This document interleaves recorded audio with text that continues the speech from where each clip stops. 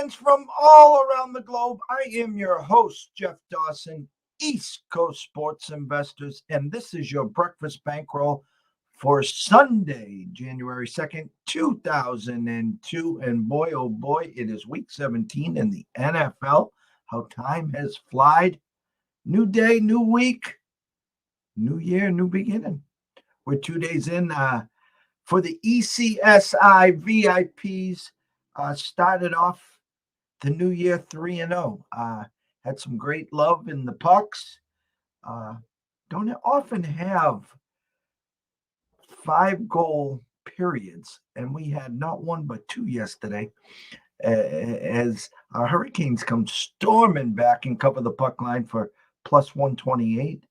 And the get up here, the ECSI stocking cap, the ECSI shirt, the scarf, the Winter Classic look.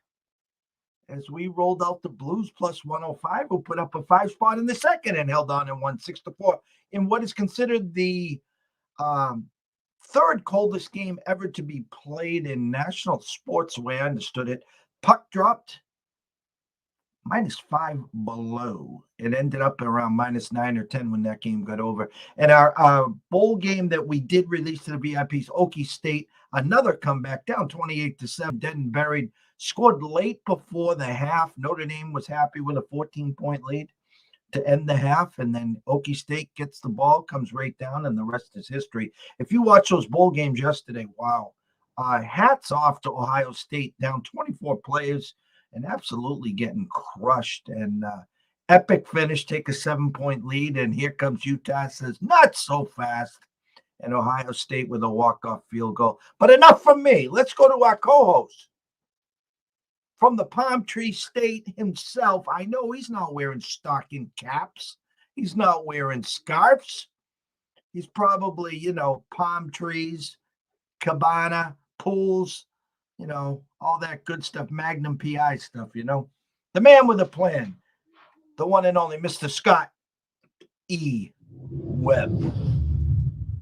Scotty, my brother, what is happening? Morning, Jeff, and I don't want to sit here and tell you how great it is down here today, but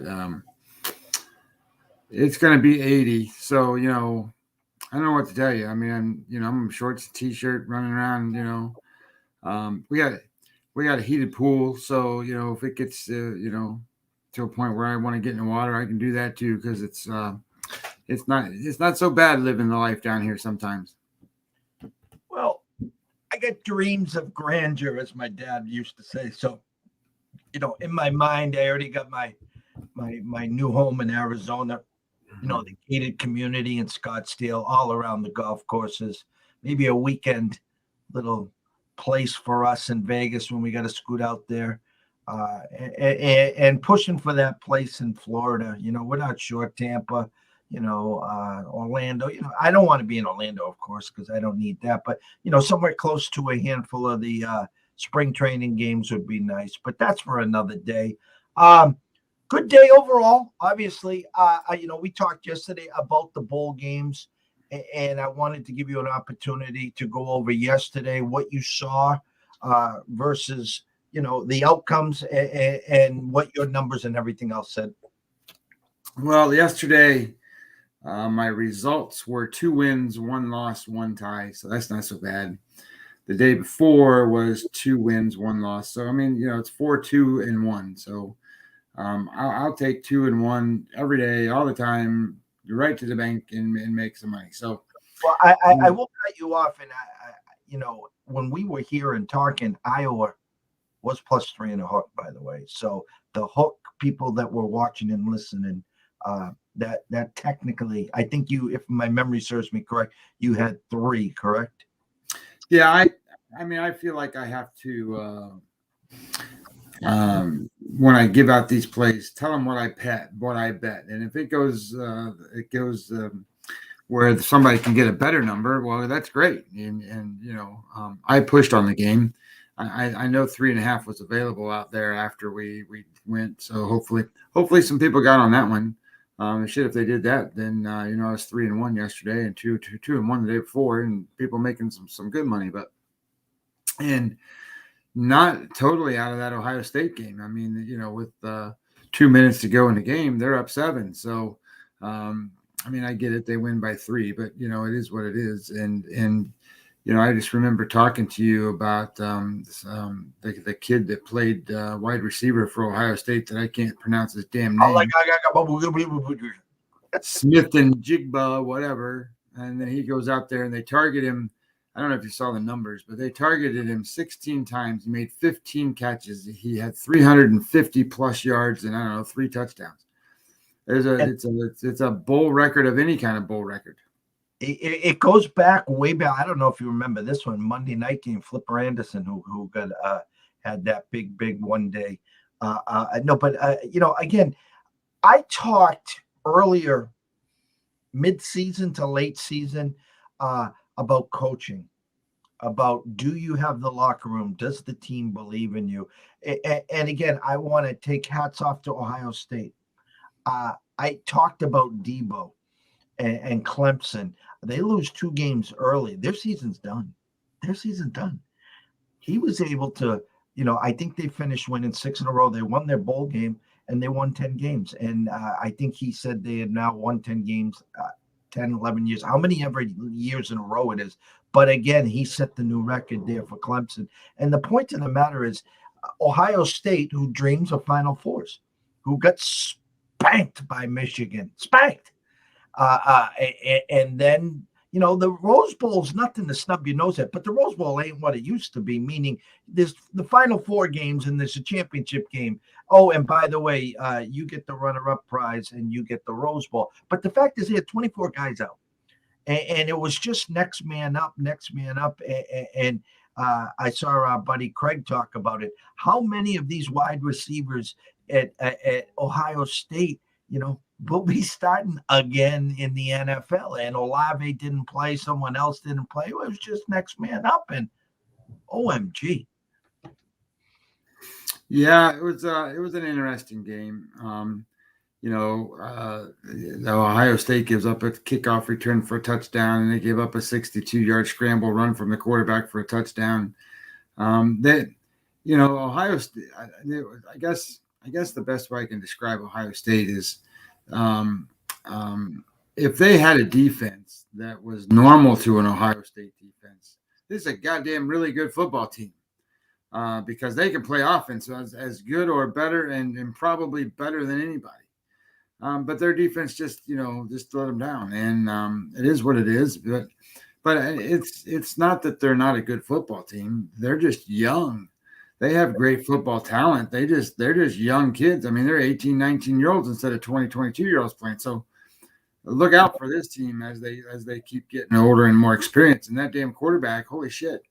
What did he do? Threw 6 touchdowns yesterday? I mean, holy crap. And he's a freshman, for God's sakes. So, I mean, I don't know what to say about that team. That team's going to be just as good as they've always been, and they're going to be right there again in the end next year. I mean, I just think that it's going to be now instead of Alabama, Clemson, it's going to be Alabama, Georgia, Ohio State. Those 3 teams now for the next little bit. And excuse me. I just lost my train of thought. And the naysayers, yeah, you probably would have got a better game, Alabama, Ohio State, more offensively. Again, Ohio State couldn't stop a nosebleed. And again, Georgia, Ohio State. And people will talk about the fact that, Bryce Young and Alabama picked the Georgia secondary apart. So therefore, Ohio State would have done the same thing. And again, I think they would have put up some points. It would have been a lot funner game than what Michigan did, but at the end, again, the best 2 teams are standing. And excuse me, I have to send this out here too, because there's a lot of naysayers out there on social media that are talking about the kids, talking about them being selfish, and the fact that they don't. A lot of the stars bailed on the teams and the bowl games because they're getting ready for the NFL draft.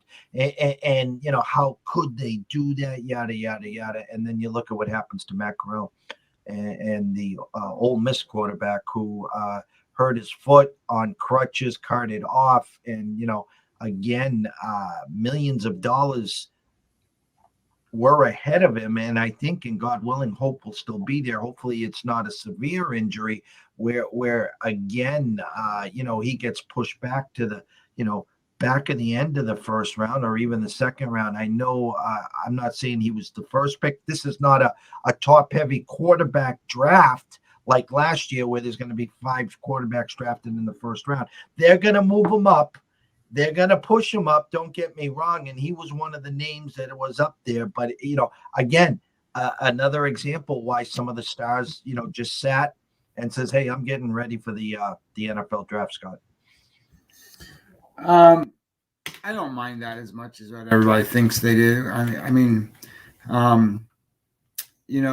I got this phrase and I use it a lot. And it kind of goes like this. It's the greatest gap in life is that of what you know and that of what you do. So we all know these kids play football and we know that they're going to be drafted. But there's an assumption of what it takes to do that. And that's the gap in life that people are complaining and talking about and doing these things all the time. But we're not professional football players. I mean, we do a lot of stuff with football stuff. I mean, we know a lot of shit, but we're not the guy that goes out there and has to bench press 400 pounds and run 240s and get your body in this kind of shape and jump certain heights and all that stuff. So as these athletes and these people are trying to figure out what's in the best interest of them and their family and their careers, it's not for me to decide whether they make the right choice or the wrong choice or what. That's not for me to even come close to making that stuff. And all these people on Twitter, or any other social media platform, whether it be Twitter, Facebook, Twitter gets a bad rap for all that stuff. But there's a cancel culture in the United States on these things. And the truth of the matter is, if you walked right up to one of these players and said something like what you think you say on Twitter because you're big and brave, but nobody's standing in front of you, the truth is that you'd be scared to death of these kids. I mean, holy shit, they're 6'7", 300 pounds, and they can run and do all kinds of stuff that you can only dream of doing. They're healthy, they're quick, they're fast,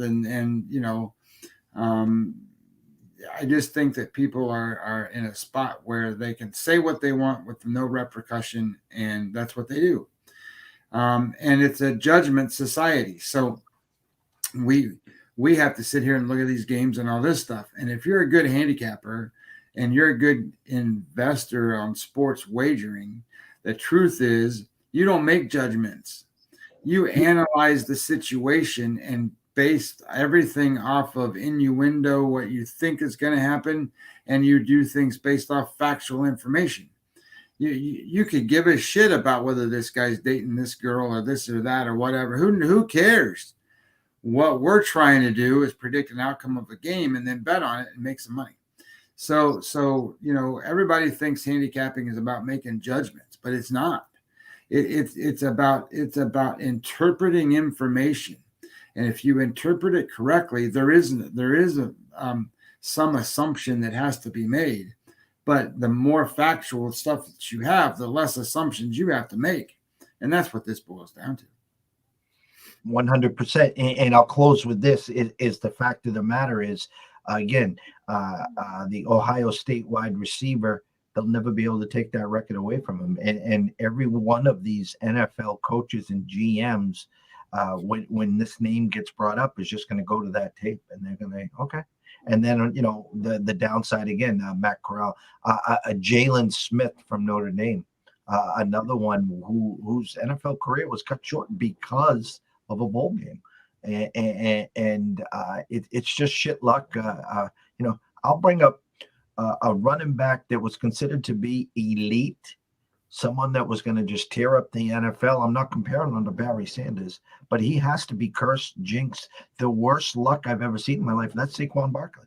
The guy just can't stay healthy. And we're talking shit luck injuries. Guys just turning and rolling on his ankles, and never mind the Giants' O-line and their offense sucks, and that's for another day.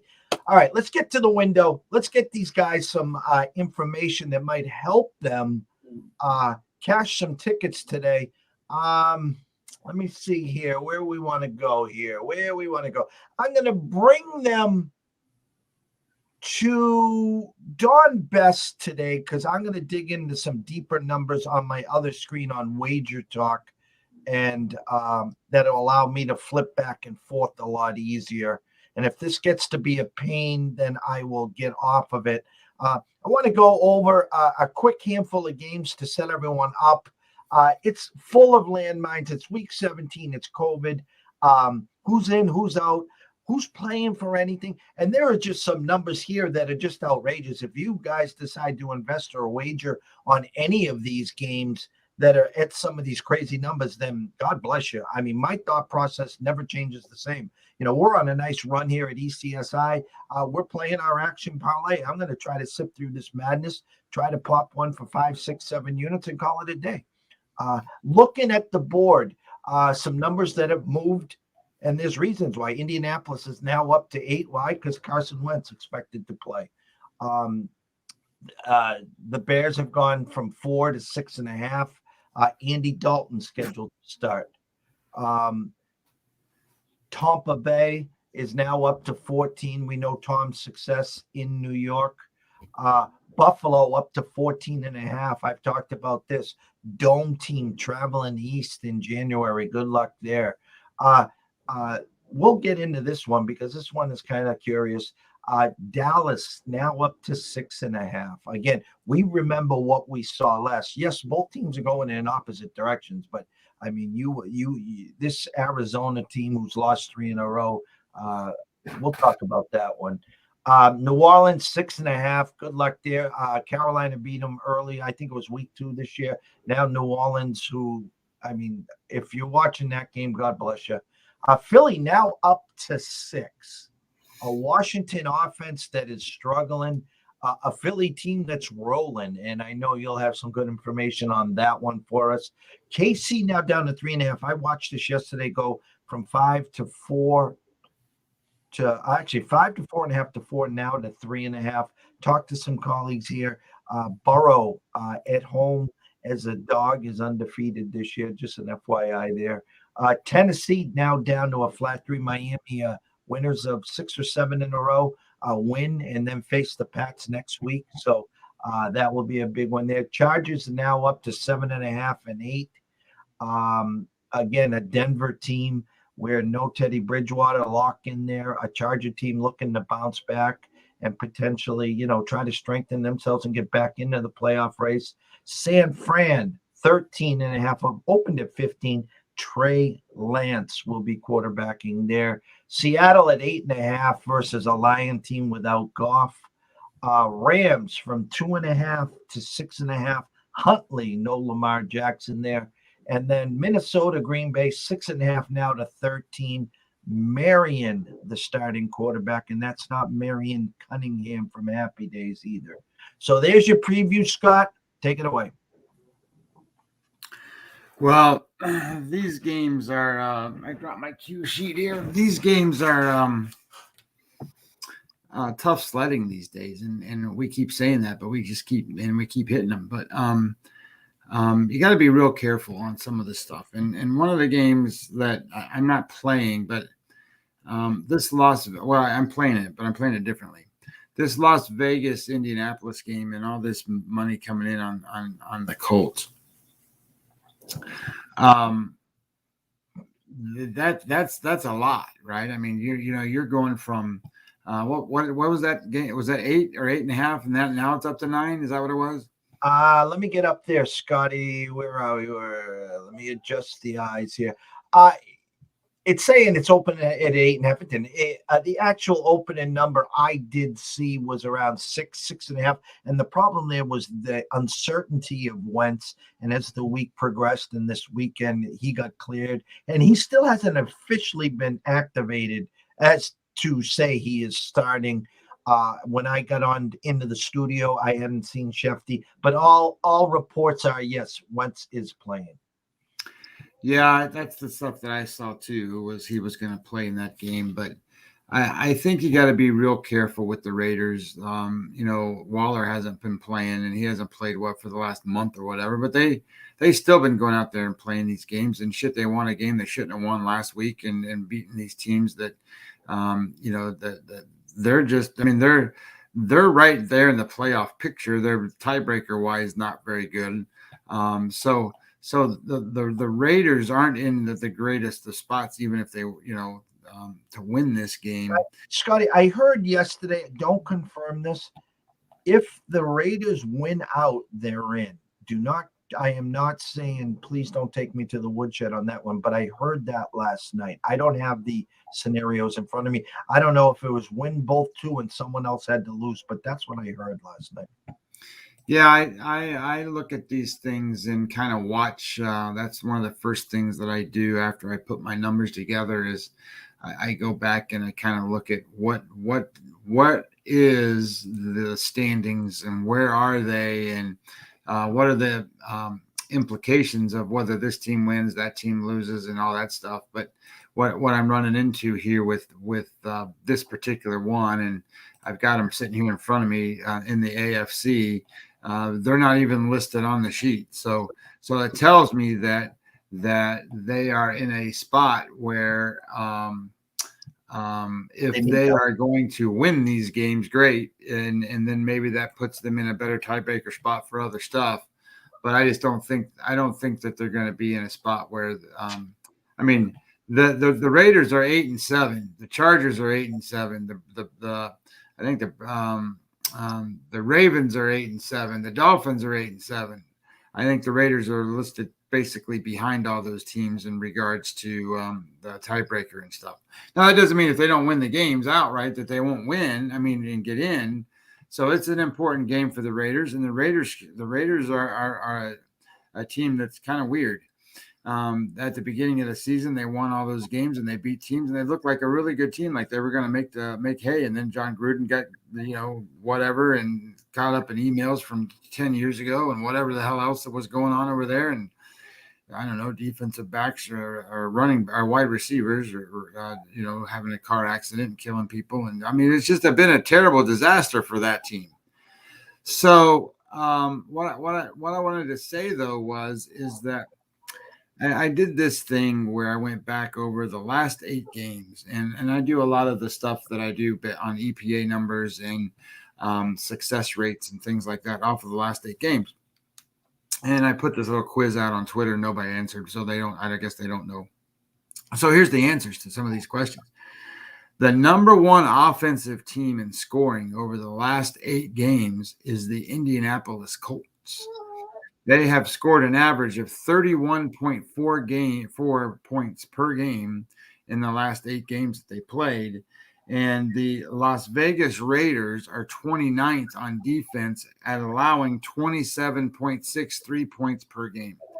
So I've got this game where I think Indianapolis is going to score over 30. I mean, they're going to score, I think, 33 points. That's what I got them at, 33. And I think that's a reasonable assumption. So I don't want to bet that they're going to score over, because I think there's a team total out there. I think the number is probably right around 30, I'm guessing. So I would rather look at it from this perspective. When I looked at it, the number was 45, and I know it's been bet up to like 46 or 46.5 as a total. But if you're going to tell me, and I'm predicting that if the Colts score 33 points, you don't think the Raiders can score 13? I'm playing this game over the number, and I'm playing it over. My number, what I played it at, was 45. I think the total, if I look right now, is 46 or 46.5, wherever you're at, and I still think they're going to get over that number. So I don't know if you agree with me on that play, but I played that game over 45. Now I'm I would tell you the same thing is true. Play it over 46.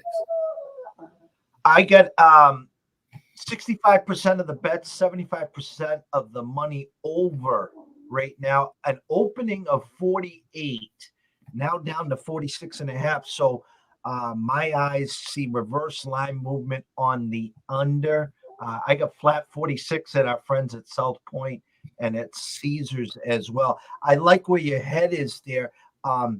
the downside is this: is since Waller has been lollygagging, and I think this is more. He didn't get his contract extension, so you know how these divas are. I'm all set till next year.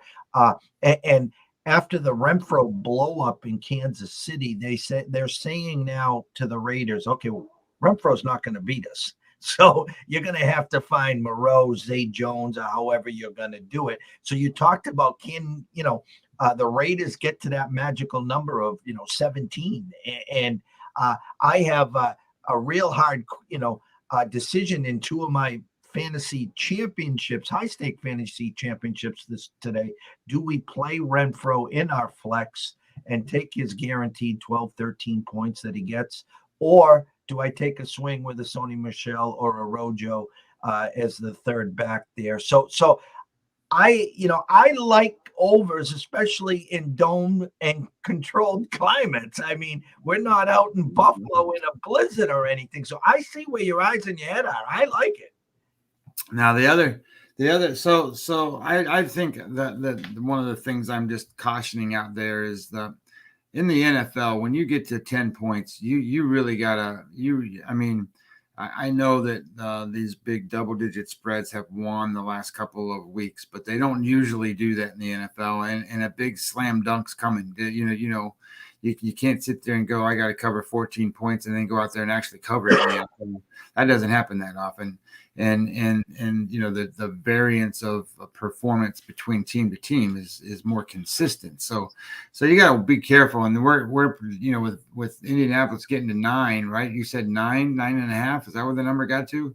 No, it's settling at 8 right now, Scotty. Oh, okay. I thought you said it got to 9. I'm like, if this is starting to push 10, holy shit. That's getting to be dangerous territory for these teams. And you said all the money's on the Colts, right? So I mean, if all the money's coming in on the Colts, you got to be careful of what you're watching there. Yeah, that's just one of those landmine games. I think initially Vegas was giving you the 28-20 number. That's what they were giving you. So that game is teeter-tottering back and forth. Right now from Don Best, you're getting 52% of the tickets now, 53% of the money leaking in on Vegas. And it's kind of hard for us to evaluate this market because the actual opening number was 6.5. Okay. And that was all predicated on Carson Wentz. So actual ticket numbers and money being come and brought into this game, and this big move now to 8 is now the fact that Wentz is playing. I mean, you go back to the Green Bay game. Green Bay, Minnesota was 6.5. We talk about quarterbacks and what their value is. Okay. I've never seen I know for damn sure Kirk Cousins, they're trying to tell me Kirk Cousins is worth a touchdown. They moved that to 13. They're saying, hell, 6.5. No, hell no. I mean, it's again, I think they think the Packers are going to put up that 28 or 30 spot. And Marion and Dalvin and Jefferson, maybe 13 if they're lucky. I know I'm jumping ahead, but that's the quarterback scenario where Wentz in versus Wentz out. The line moved 1.5, maybe 2 points. And Cousins in's Cousin out, and the line moved 6 points. Well, I think a little bit of that might also have to do with who the opponent is. I think, to be honest, I think Cousins is a lot to the success of Minnesota. He's also a lot to the failure of that team too, and I think the head coach is a lot to the failure of that team too. That was a talented team that hasn't done as well as you might have think that they should. I'm staying away from the Tampa Bay game. I'm not going after the big points, and I thought long and hard about Tampa Bay and a team total with the over today. And then I'm just like, why in the hell do they care how many points they score? I mean, holy shit, all they got to do is win. And if they're playing the goddamn Jets, so I'm sure they're not going to be that motivated. So you brought up a game with Arizona and Dallas. And we're talking about, Arizona probably being the side that you like. Just in the term that they lost the last 3 games. And it's one of those, hey, what have you done for me? What have you seen from me lately type scenarios. My numbers tell me Dallas is the way to go here. And I'm okay with that. I made the play. I played Dallas minus the 6.5. And what I'm looking at is what made Arizona so good at the beginning part of the season is that yes, they had a good defense and it was playing at great levels, but their offense was really good too. Right now, they got a middle of the pack offense. They rank 17th rushing and they rank 14th passing. So that's not very good. And Dallas is the number 2 team in all of football at stopping the pass. So, and they're not that bad at stopping the run. So I kind of like the idea here that Dallas is going to contain Arizona's offense. I don't mean that they're not going to get some of their own, but that magnificent Arizona defense, they ranked 22nd over the last 8 games at defending the pass. And we've been watching what Dallas has been doing, they can't run the football, but they sure as hell can throw the football all over the place. So that's a roadmap for success at home against a team like Arizona, and I'm okay with that. My number comes out to it was 30-24 as a standard number, and then when you put the influences of the game in there and the matchups, I got Dallas winning by 12, a comfortable margin, the 33-21 Dallas, in a pretty high scoring game. Of course, the total is 52-53, so it's probably pretty close. So I like Dallas to win that game. I think that if I'm going to be betting on the quarterbacks at this point, I think the weapons that Dallas has are much better at the wide receivers than what Arizona has, and I think that the quarterback for Arizona he's been struggling some. So, and I think he's going to get full of pressure today. So I like Dallas in this game. So that was my second wager. I played Las Vegas, Indianapolis over 45, which I guess on here is going to have to be over 46, and I played Dallas minus 6.5. I just want to go to some overreactions in this regards towards the market. Again, we remember what we saw last, and everyone saw, Dallas putting up a 50 burger on Washington. And again, they're back to the way they started the season. They're rolling. They're absolutely rolling, okay? But let me just give you some fun facts here. The actual opening numbers, okay, the money line opening numbers, Dallas minus 180, Arizona plus 150. Just the money line, just win, baby. Dallas is now minus 280, and Arizona plus 40. It reminds me of this. One of the best NBA teams this year is the Golden State Warriors. Yet earlier this week, they were underdogs, which is shocking. And I forget who they played. They were, Christmas Day, 6-point underdogs at Phoenix. 6-point underdogs. They were giving the world plus 220, plus 230 on the money line to boot. Box to wire win. Last night, 5-point underdogs to Utah. 5-point underdogs to Utah. You're giving the Golden State Warriors, again, plus 190. 200 on the money line. Box to wire.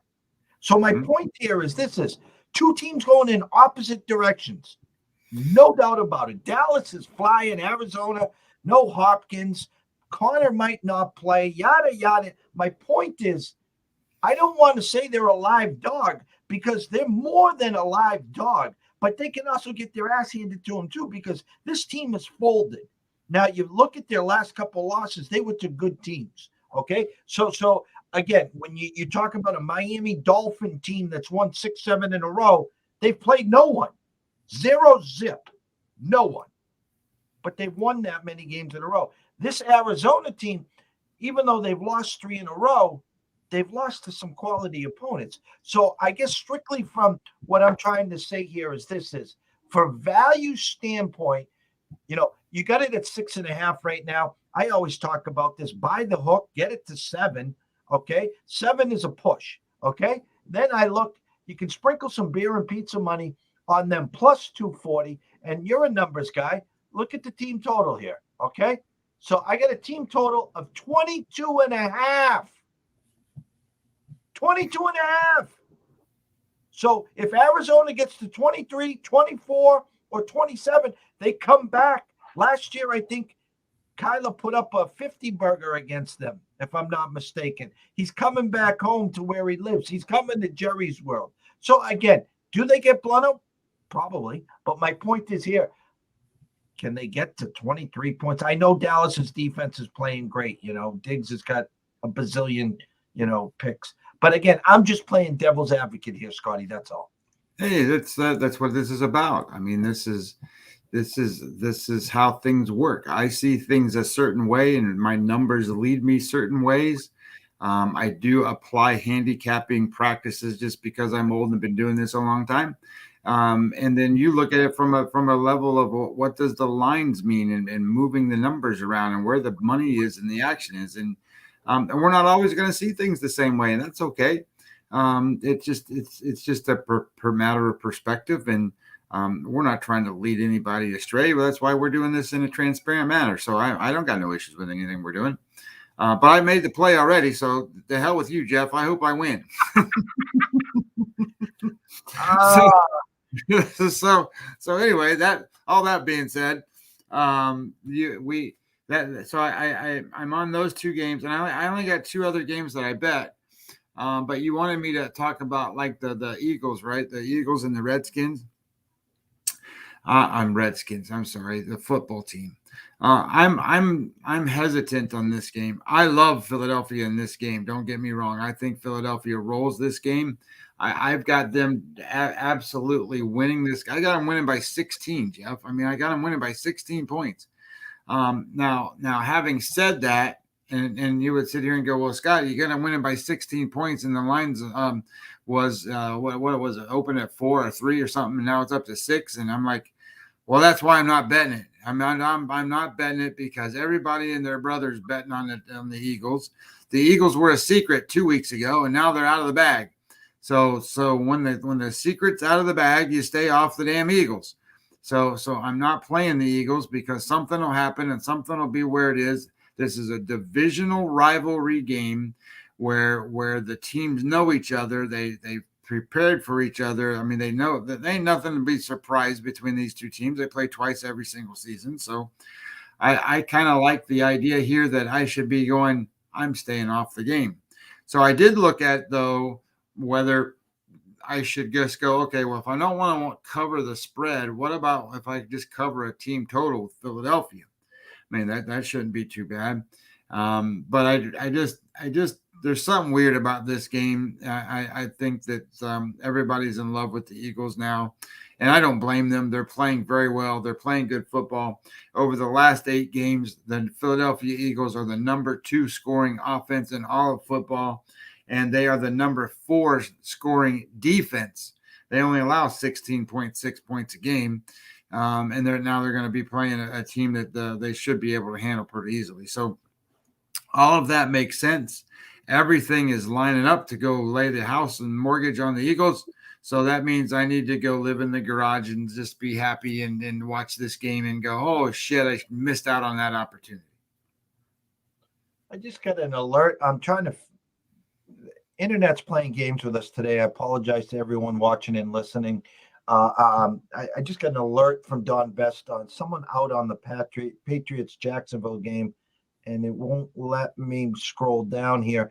That number has now jumped to 17. I know it's a get well game for the Pats. Let me see if it's someone on the Pats. No. All right. And it's funny because there's certain games that get pushed. There's certain games that they have no problem going through the key numbers, 3, 7, 10.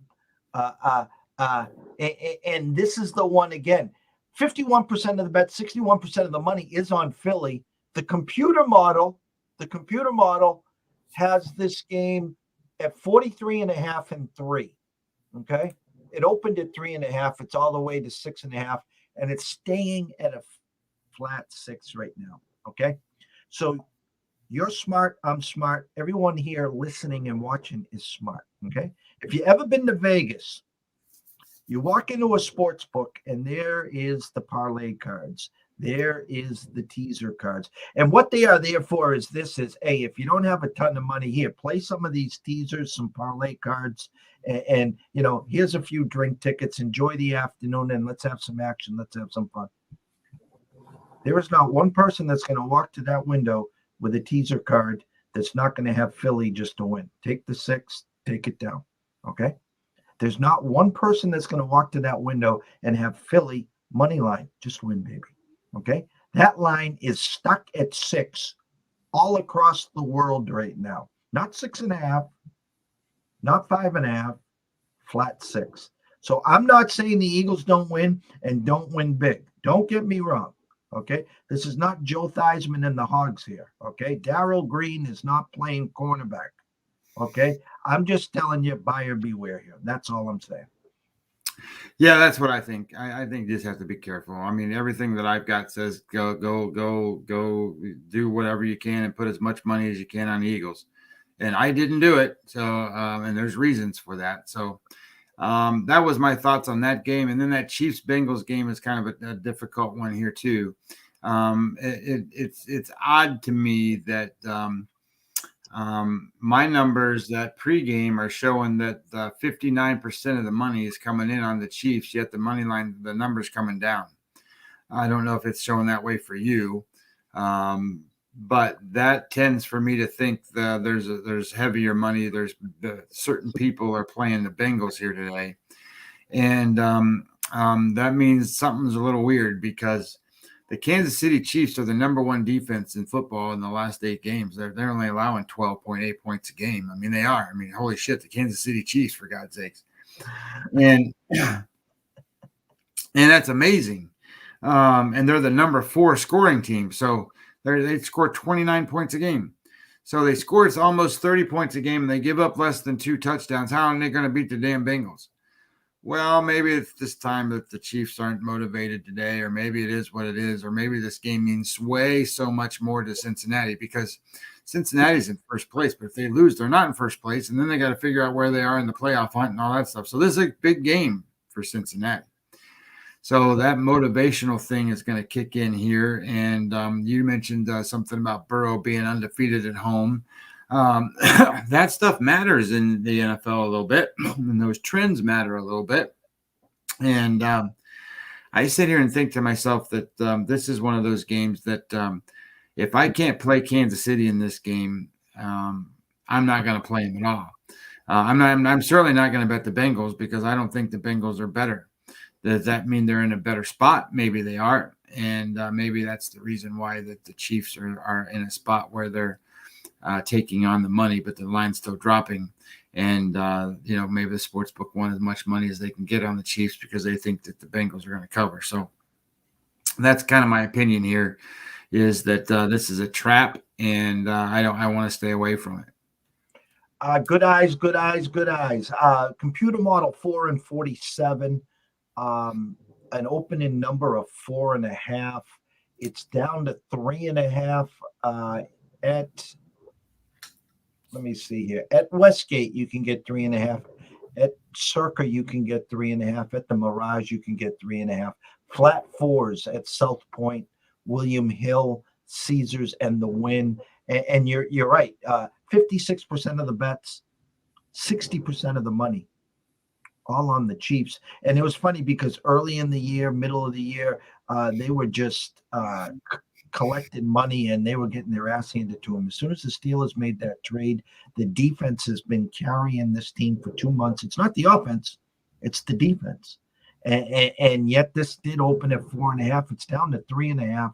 Less bets, less money on the Bengals, yet the line is dropping. We call this reverse line movement. Heavier, sharper money coming in on Joe, Big Joe. Joe to Higgins, Joe to Chase. There is no CEH today for Kansas City. They'll use Darrell Williams back there. Tyreek Hill, 2 catches on the first drive last week, a decoy the rest. So I expect a big day from him. And this year, especially on this last 8 weeks, and it's been like this the whole year, the whole career, they go as far as Kels to Mahomes, Kels to Hill, but the defense has been strong. So again, I think what the eye-opening number here is this, so Scotty, is in a game on paper, when you look at this, you're thinking points, points, and more points. Joe just threw for 525 and 4 last week. The under-over opened at 47. Okay, so initially they were giving you not even 27-20. They were giving you that 24 20-ish, 20, I mean, basic math, 25, 21, somewhere in there. But that thing has now been picked upon to where it's, one of these games where you're going to be watching at 1:00. So listen, why am I going to bet the under? Let's root for Mahomes. Let's root for Burrow. And it's now up to 51. So I think it's going to actually, both defenses are going to play well here. I need both offenses to put up a 40 burger. I got Burrow to chase. I got Tyreek Hill. But I'm telling you right now, this will end up being your 23-20 final. How's that sound? Yeah, I think it's just a hard one to figure out. And I just shouldn't say it that way. I think this is all Chiefs, but just like I think the same way about the Eagles. But the Eagles game is a little different only because they're common opponents in division stuff. The Chiefs and the Bengals don't play each other that often. So getting back to games that I did play, what time does that game go? So I played the Rams game and the Baltimore game today, and I played on Baltimore. I took Baltimore plus the 6 points. I like Tyler Huntley. As a matter of fact, I'm not so sure. I don't like him better than Lamar Jackson. It's a shame on me for saying that, but I mean, I'm not so sure. I don't.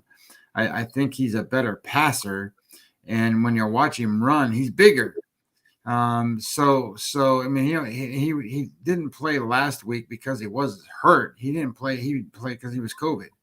So he's not like he's coming back from an injury or any of that stuff. And I think they'll play with a little bit more pep today. And the truth of the matter is that they need this game. If they want to stay in the hunt, they gotta win this game. And I don't know that they're going to win, but I'll take the 6 points. I'll take it at home. And I think that where I really kind of looked at some of this stuff, Baltimore's offense we think is terrible, but over the last 8 games, they're 10th at running the football, and they're 18th at passing the football, which puts them right there sort of in the middle of the pack. And then when you look what the Rams do, you think, oh, God, they're the greatest team in the world. Well, they run the ball at 8th, and they pass the ball at 19th.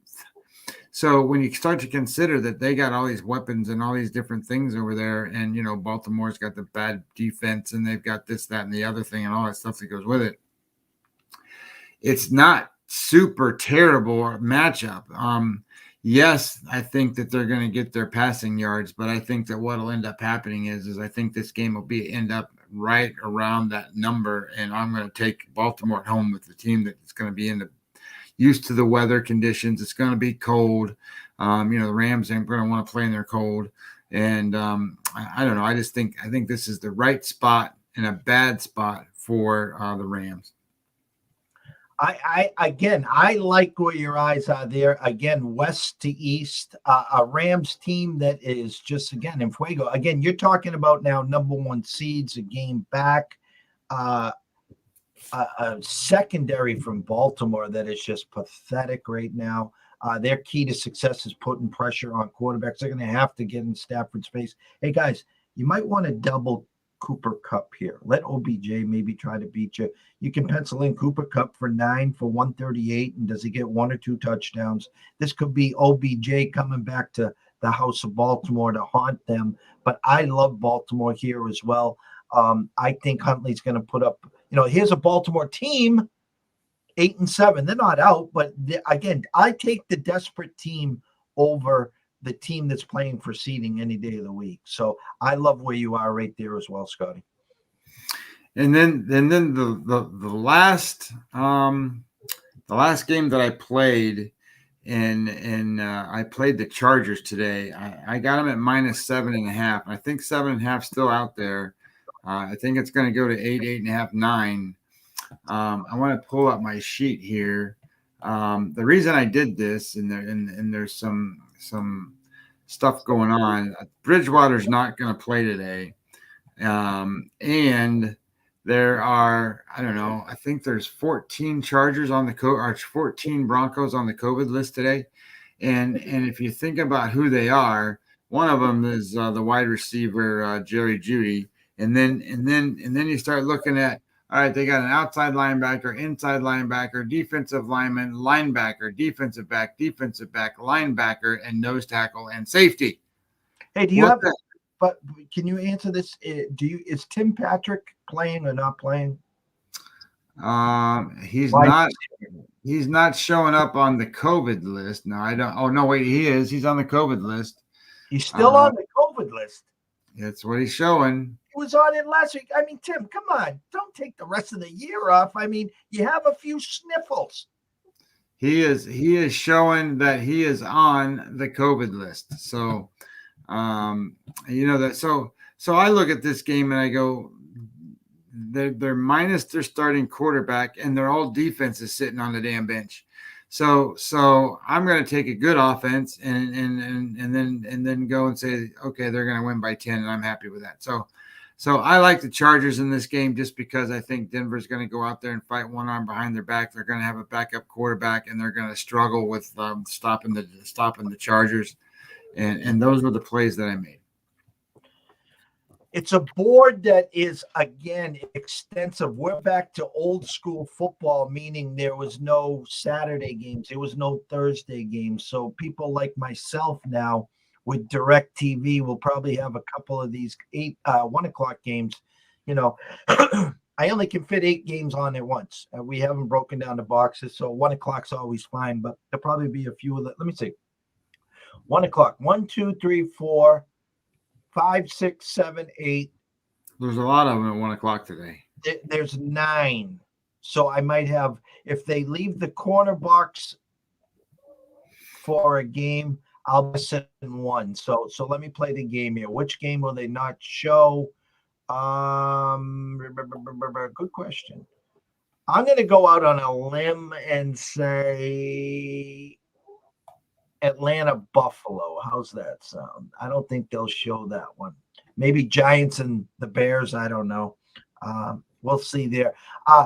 As I say here always, listen, thanks everyone so much here for watching, for listening. If you got a second, if you have a second, go over to YouTube, East Coast Sports Investors. Subscribe. Turn on your notifications. Go over to Twitch, East Coast Sports Investors. Follow, subscribe. Over on Twitter, EC Sports Invest, Webby20 MLB. We got some big stuff brewing here, guys. And we'll be letting the cat out of the bag real soon. We're here to educate, not entertain. Yes, we do have a few laughs here and there. But our goal here is to provide as much information from 2 different sides here. I'm the market guy. He's the numbers, the sabermetrics guy. We're here to provide as much information as possible. I mean, straight off, you guys were looking at the Don Best. That's live. There's no delay here. We spend the big bucks here to get that live, locked in. No 2-minute delay. Go to wagertalk.com, free odds. You can go there. We invest in sports insights. We do pregame.com. There's no stones left unturned here, guys. And it's January 2nd. We got one more week in the NFL. We have the NFL playoffs. We have the Super Bowl. Myself, back into the PGA swing starting in a week. Okay. Scotty, MLB preview. We'll be breaking down all the divisions. And the list is endless, guys. So let's jump on the train here. Let's, retweet, tell a friend, tell a couple friends. That's all we ask. Scotty. Yeah, I think that people that listen and people that watch, we're pretty good guys. Yeah, we say some stuff sometimes that might alienate people that are in our business. But the truth of the matter is that we're looking for some support, and we're not charging for support. It's free. Everything that we're doing is trying to help you become better at what it is you're doing. Hopefully you like the things that we're providing. There is so many things that are sitting here for year 2022 that people are not necessarily aware of quite yet. Big releases happening, things coming. It will do you good to do several things. One is just be in the loop on our social networks, right? Be there on Twitter because announcements will come that way, or Facebook. And then be there for the YouTube, right? I mean, YouTube, I think we only have, a handful of people that are watching us on a subscription basis. We need to get that up to 1,000 guys. I mean, that's what we need. We need to get 1,000 people subscribed on there. So do us a favor. Just go right over there and subscribe. We're going to start publicizing those links. So all you have to do is click the damn link and then click the subscribe button. Make it real easy for you. But the point of the matter is that we are going to have a big growth spurt this year. And don't get left behind. Be part of the roll. Be part of the run, because that's kind of how this thing works. We're never going to be too big for our britches. Then you can always come along for the ride, and we can always have a good time and good fun. But at the same time, it's all about also helping you become better investors, and not everybody does that. So pay attention. We're very clear on what we're trying to accomplish and how we're trying to help you. And I think that you can help us sometimes too. So I hope that this is a prosperous year for the both of us, and I hope we have great, great relationships as we go forward. Couldn't have said it better myself. So it's Sunday, week 17. We call it here Quicksand Sunday. Every Sunday's Quicksand Sunday. So if you're up 5 units or down 5 units, listen, the week is complete. Okay, you're not going to make $1 million. The only one that's going to make $1 million is tiptoe into Vegas. Why don't you go down to Fremont Street? There's a place called the Circa. And why don't you take a look at that 3-story Mecca? Okay, $1 billion casinos and resorts created on NFL Sundays. So always wager responsibly. If you are wagering today, or investing today, however you would like to say that. Wager with your head, not your heart. If you have a problem, pick up the phone. There's an 800 number. Ask for help. Why? Because we care. We want you here this week, next month, next year, and so forth. Okay? Best of luck with your wagers today. Have a blessed day. Enjoy yourselves. Myself at EC Sports Invest, Scott at Webby20MLB. We wish you the best, and we will see you next week, tomorrow morning, bright and early.